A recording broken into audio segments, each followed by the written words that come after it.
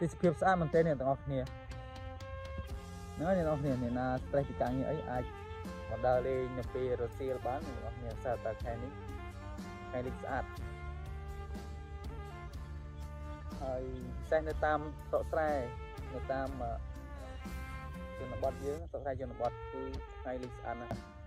អ្នកដែលចូលចិត្តបែបស្រុកស្រែបែបrelax បែបស្រុកស្រែអីអាចមកទីនេះបានអ្នកទាំងអស់គ្នានៅក្នុងខេត្តសៀមរាបទេបងប្អូនអ្នកទាំងអស់គ្នានៅសង្កាត់ស្បីរៀល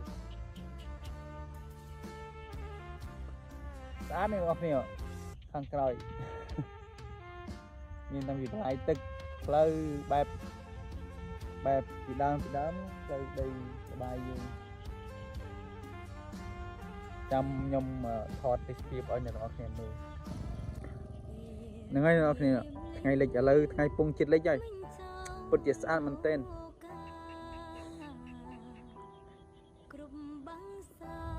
បែបស្រុកស្រែអញ្ចឹងមានអារម្មណ៍ថាស្អាតម្យ៉ាងស្អាត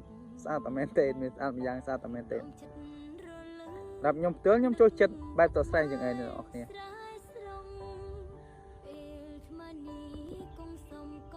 េះដល់មើលខាងក្រោយខ្ញុំស្អាតឯសារតែកាមេរ៉ាមុខទៅអត់សូវមើលឃើញពីអត់សូវមើលឃើញថ្ងៃលិចទេសារតែវាចាំង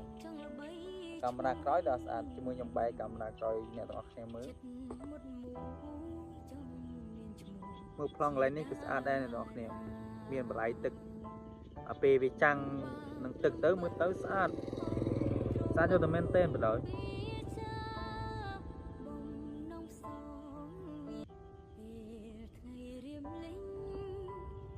ហើយនឹងគេបងប្អូនកសិករគិតកំពុងតែដើរមើលស្រែគិតបងប្អូន